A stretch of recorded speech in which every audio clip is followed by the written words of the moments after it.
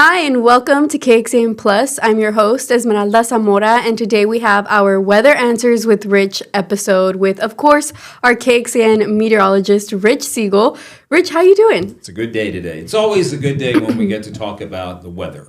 Yeah, and this week specifically, we have some pretty interesting questions that I was not expecting. So let's dive into it. That first question for you today is, why is the Jetstream so important? The jet stream is a column of air well above the Earth's surface that dictates weather patterns, and it is important to everybody. It dictates things like temperature, precipitation, wind, and specifically for airline pilots in the airline industry, the aviation industry, it is important that they know things like the wind direction, the wind speed, headwind, flying into the wind, to tailwind with the wind at its back. And so this is very important for the aviation industry. There are just consistent west to east flows, but there are also, as we'll see coming up, what I call wavy patterns and what other people like to call wacky weather patterns. This influences, again, things like heat waves and cold snaps and drought, snow events, floods, and things of that nature. And I will tell you that it is one of the very first factors that I use when I go into a forecast. I'll look to see the position of the jet stream so that I have a better understanding of what's going on in the upper atmosphere. Now, meteorologist Tommy House made this graphic called the jet stream pattern. This is for actually this week, as a matter of fact, and it shows that the jet stream, where you see those arrows going north, rather west to east, a consistent west to east flow coming off the Pacific Northwest through the Rockies, across the plains and upper Mississippi Valley, through the Great Lakes and into the Northeast. To the north of that, where you see that blue shade, that's where the cold air will be bottled up for most of the week.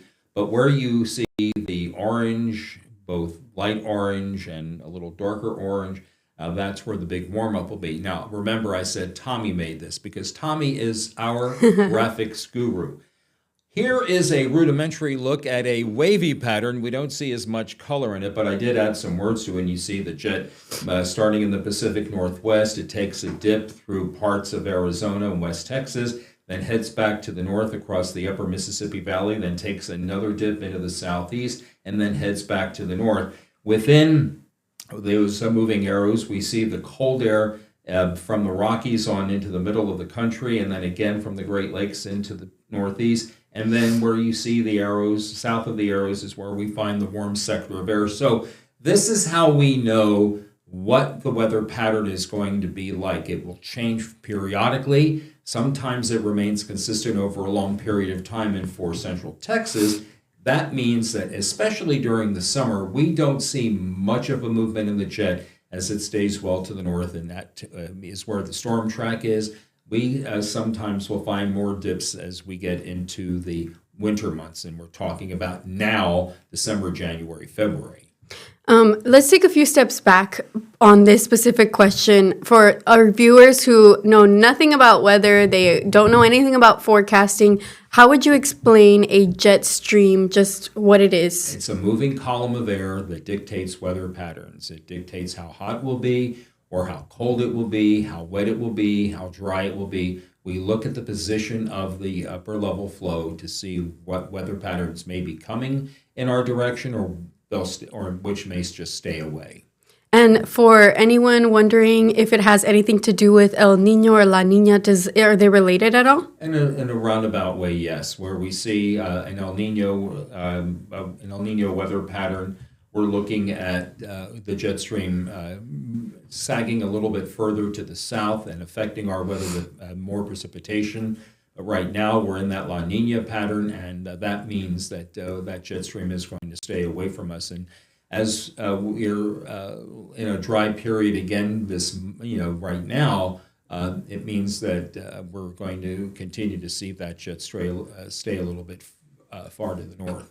And where we are on the map, does that usually have anything to do with what sort of dip Texas usually sees, or is it consistent all the time? It fluctuates. Okay. It just depends on, as you just indicated, you just about answered your own question when you talked about La Nina and El Nino. But the consistency only happens, it seems, for us in the summer, but right now it's happening too because of the La Nina pattern that we're in. Interesting. So we're moving on to the next question. And question number 2 is, how will AI influence meteorology? I know a lot of our viewers are wondering this specific question. Yeah, this is going to be a tricky one. This, according to what I've read and what I've seen, this is going to allow for more accurate short and medium range forecasting. And by the short term forecasting, we're talking about daily, like today and tonight and tomorrow. And then more medium range forecasting, it comes in the next several weeks. It costs money for computers to generate forecasts, and with AI, I'm not sure how this will happen, but there will be a computer cost saving. And, whenever you can save money, that's a good thing. There will be better modeling data for weather extremes, and we're talking about things like wildfires and floods, severe storms, hurricanes, typhoons. There'll be better modeling data for that will allow us and allow forecasters to better plan for these potential weather-breaking events, weather extreme events, more early detection warnings for those types of disasters. And one of the greatest benefits of this is that the farming community will be optimizing the time that they will need to plant their crops and to harvest their crops. The schedule will be easier for them to come up with as it pertains to planting and harvesting. Interesting. And right now, our weather app is brand new. It's customizable. You can change your notifications. Is AI being used in the weather app right now? I don't know the answer to that question. That is a better question for our IT people. But I can get, I will get that answer. It's probably yes, but I don't want to say without certainty about that. It'd be interesting to see where we're using it already in things like our weather app and notifications, things like that. And by the way, speaking of our weather app, we did fix that little hiccup that we had with our morning lows being very difficult to read. That has been fixed in the latest update. Awesome. And our third question and our final question is, why are clouds different? The biggest reason that the clouds are different for our purposes is they form in different heights of the atmosphere. The higher up you go, the less thick the clouds are. The highest clouds in the atmosphere are called cirrus clouds. These are the ones where they just make the sky look picturesque. Picture postcard perfect is what I like to say. And then as you drop down, most of the clouds that we see here during daylight hours will be cumulus clouds. They are the puffy white clouds that look like cotton balls. And then you go down a little bit further, and just above the Earth's surface is where we have that sheet-like stratus cloud. It's just a gray deck of clouds that make the weather, by some definition, some people will say it's gloomy. I don't like using that word because some people do like it when it's cloudy. The thicker clouds, of course, will block out more of the sun, and the thinner clouds will let more sunlight through. The cirrus clouds, sometimes they will thicken, and as they do thicken, they'll allow less sunlight to come in. But it's really the stratus deck that gives us that gray sky that we have. And we see most of that in the morning, but sometimes it'll stick around into the afternoon. And those clouds that are kind of like spread out and they have stringy tails to them, what are those called? Those are cirrus wispy, those thin wispy clouds. Those are called cirrus. That's a cirrus cloud deck. Which ones are your favorite, Rich? Cumulonimbus clouds, because it means that we have rain. Oh, that's a good answer. We love rain here in Texas, but we need more of it, right? Yes, we do. So we have answered all three of those questions. And lastly, we have a blog post that you have shared on our website. I'm going to pull that link up right now. And it's called Where You Might Need to Go If You're Dreaming of a White Christmas. Somehow I got into a music genre here with the last two blogs that I wrote. When I wrote the blog about the cedar pollen, I said, sometimes it's the most wonderful time of the year, but for others, the weather outside is frightful. Well, this time I just decided to go one more step with that and go, okay, well, let's talk about the potential for a white Christmas. Well, you knew as we talked about this a few times that we were not going to have a white Christmas, but where in other parts of the country would that happen? Now, one of the things that I looked at is that where is the main branch of the Jetstream? And we showed that to you earlier about what it looks like for Christmas week as it streaks across the northern tier of states.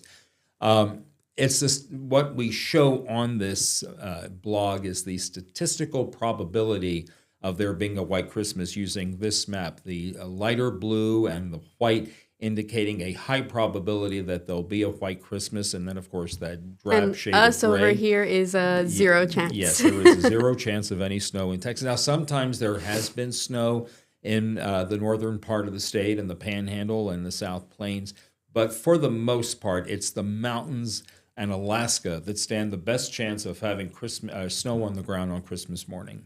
Yeah, and it's really popular for Texans to find places to travel to during Christmas that have snow so that they are able to have that white Christmas. Yeah. Because here, unfortunately, we won't. Yeah, the thing is that the people who plan ahead will know where they are going, that there'll be some snow on the ground on Christmas morning, especially if they go to the ski resorts, because usually that'll be a good place to go.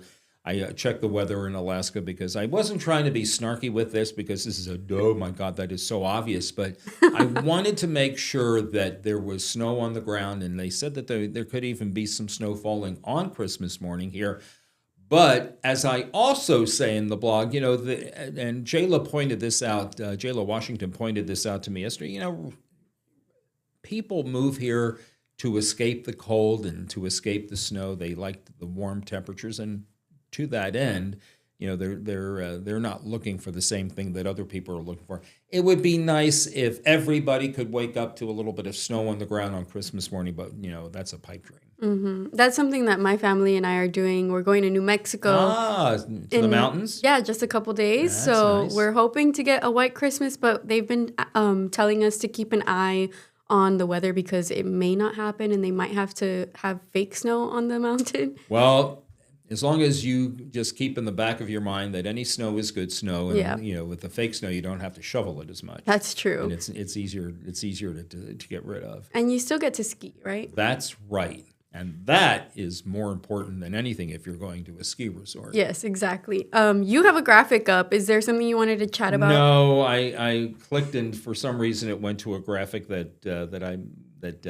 doesn't need to be put up today. This is for something else. Okay, well, thank you for joining me, Rich. That article that Rich has published is on our website, KXAN.com.